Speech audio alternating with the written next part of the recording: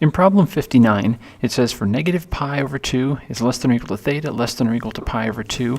The absolute value of sine of theta less is greater than or equal to 1 is true for all and only the values of theta in which of the following sets. All right, got a lot going on here. So first of all, let's think about this as a graph. So what does the graph of sine look like? Looks like this. And so here we go. And so this is pi, and this is negative pi. This is negative pi over 2. This is positive pi over 2. Up here is 1. Down here is negative 1. However, this is the graph of y equals sine of theta. But what are we talking about? We're talking about absolute value of sine of theta. So how is that different? Well, absolute value makes any of these negative values positive. So let me draw a second graph. So on this second graph, what I'm going to do is I'm going to take this and bring it up over like that. So this is still pi, this is still negative pi, this is pi over 2, and this is negative pi over 2. All right, so what it's asking for is when we look at this graph, we're asking for when is this graph greater than or equal to 1?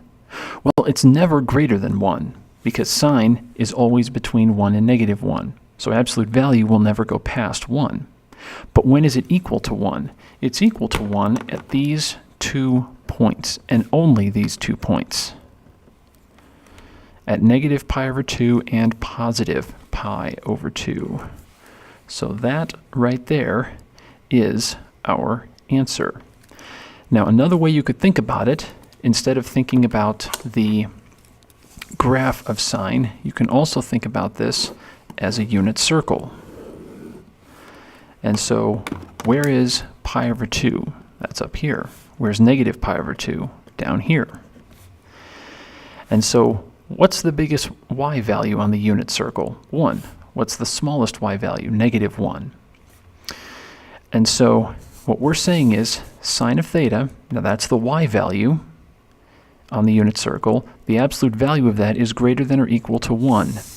Well, the y value is going to be less than 1 in all of these cases when we take the absolute value.